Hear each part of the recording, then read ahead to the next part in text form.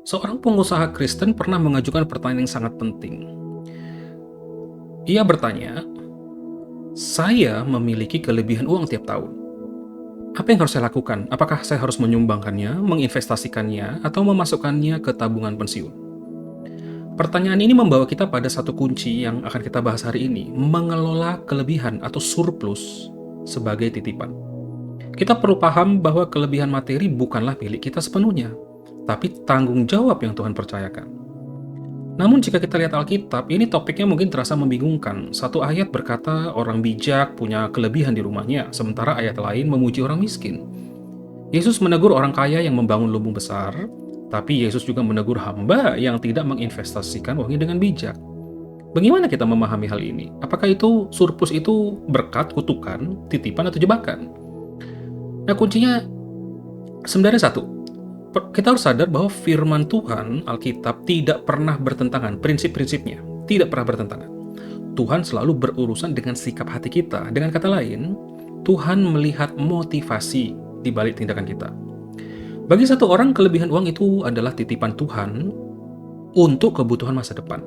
Bagi yang lain, uang yang sama bisa jadi jebakan setan untuk menjauhkannya dari jalan Tuhan. Mari kita pelajari bagaimana mengelola titipan ini dengan hati seorang penata layan. Prinsip pertama, surplus adalah alat untuk pertumbuhan, bukan musuh iman. Ini yang harus kita pegang. Tuhan tidak menentang kemakmuran. Kelebihan materi seringkali merupakan berkat bagi mereka yang mengasihi dan mentaati Allah. Mari kita lihat prinsip ini dalam penciptaan. Nah, sebelum kita baca ayatnya, perhatikan bahwa sejak awal manusia dipanggil untuk mengelola sumber daya dengan risiko dan kerja keras agar menghasilkan pertumbuhan. Kejadian 3 ayat 23 menceritakan bagaimana Adam harus mengusahakan tanah. Untuk makan, dia harus menanam benih. Seorang petani tahu prinsip investasi ini. Setiap tahun, dia punya pilihan, memakan semua benihnya, menjual semuanya, atau menyimpan sebagian untuk ditanam kembali. Petani yang bodoh akan menghabiskan seluruh panennya hari ini, tetapi petani yang bijak akan mendisiplinkan diri. Ia menyimpan benih terbaik untuk memastikan panen yang lebih besar di masa depan. Jadi, investasi adalah cara kita melipat gandakan titipan Tuhan. Kita tidak hanya menghabiskan apa yang ada sekarang, tetapi kita mempersiapkan masa depan. Ingat, Tuhan benci keserakahan dan kesombongan, tetapi Ia memberkati kedisiplinan yang menghasilkan pertumbuhan. Lalu apa alasan Alkitabiah bagi kita untuk mulai berinvestasi? Masuk prinsip 2 nih, pembenaran Alkitabiah untuk melipatkan gandakan aset. Seringkali kita berpikir bahwa investasi itu hanya, itu dan duniawi. Tapi Alkitab menunjukkan bahwa tujuan investasi adalah melipat gandakan aset saat ini untuk memenuhi kebutuhan di masa depan. Sebelum kita menyimak perumpamaan Yesus, kita harus ingat bahwa Yesus memuji hamba yang berani mengambil risiko untuk mengembangkan apa yang telah Tuhan berikan kepadanya. Matius 25 ayat 20, hamba yang menerima 5 talenta bawa menghasilkan 5 talenta lagi sebagai keuntungan. Tuhannya senang. Nah, jadi 1 talenta itu pada masa itu bernilai sangat besar, ya mungkin setara dengan miliaran rupiah saat ini. Jadi Yesus sedang membicarakan pengelolaan surplus yang besar. Investasi bukanlah tanda kurang beriman. Investasi adalah tanda tanggung jawab. Namun, ada syaratnya. Seseorang baru boleh berinvestasi jika ia memenuhi 2 hal. Yang pertama, ia sudah memberi apa yang Tuhan minta untuk pelayanan. Yang kedua, ia sudah memenuhi kebutuhan wajar keluarganya. Nah, jika setelah itu masih ada sisa, surplus itu harus dikelola. Itu prinsip kedua. Nah, sebelum kita melangkah lebih jauh, kita harus bertanya, sekarang apa syarat utama sebelum kita mulai menanam kita? Masuk prinsip yang ketiga nih. Sikap hati adalah syarat utama dalam berinvestasi. Jadi, syarat nomor 1 itu bukan modalnya, bukan modal, bukan duitnya, tapi sikap hati. Bukan berapa banyak yang kita punya, tapi ini, kenapa kau ingin lebih?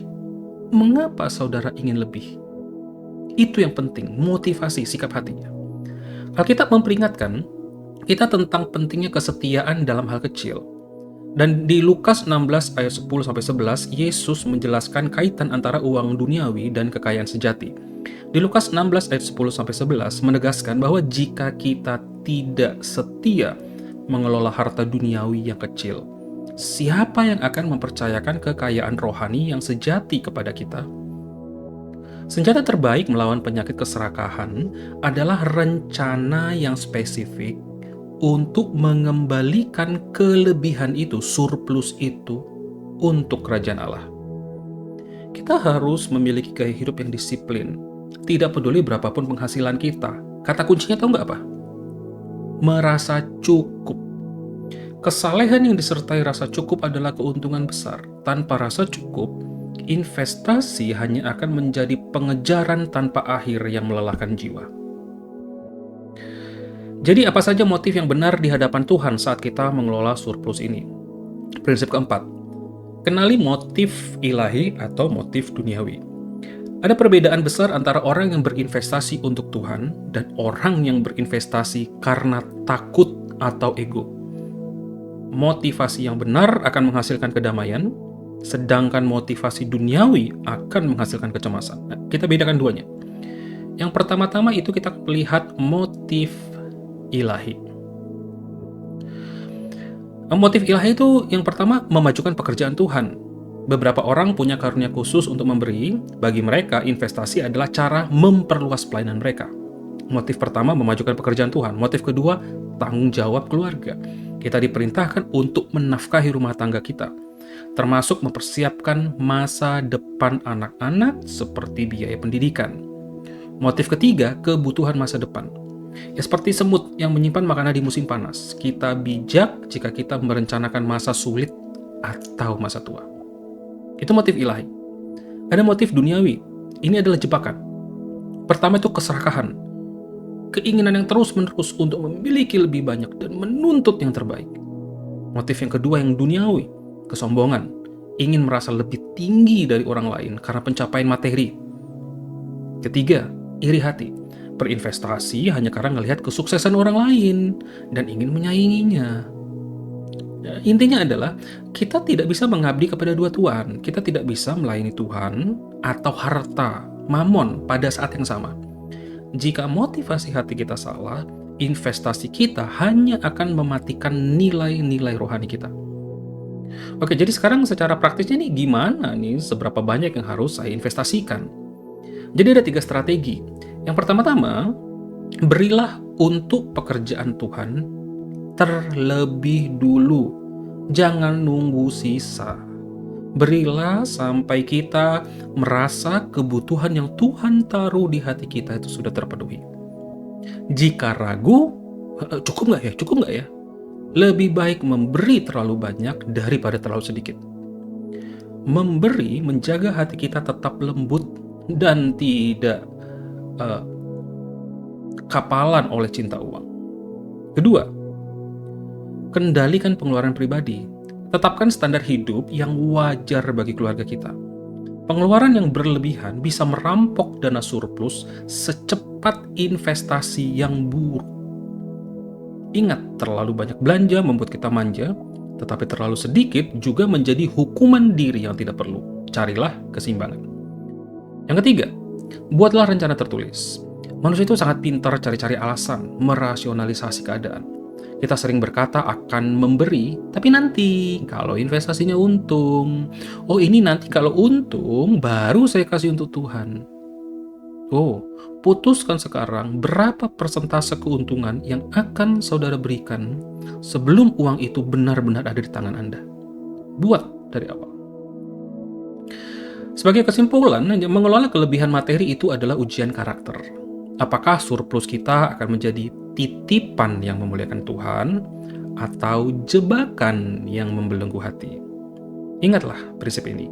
Milikilah rencana sebelum uang itu datang. Berinvestasilah dengan motivasi untuk melayani Tuhan, bukan untuk menimbun. Dan yang terpenting, jadilah penata layan yang setia atas setiap rupiah yang Tuhan percayakan di tangan saudara. Apakah saudara bersedia duduk sejenak hari ini dan mendoakan, mengatur, merencanakan keuangan kita agar sesuai dengan kehendak Tuhan? Tuhan Yesus memberkati.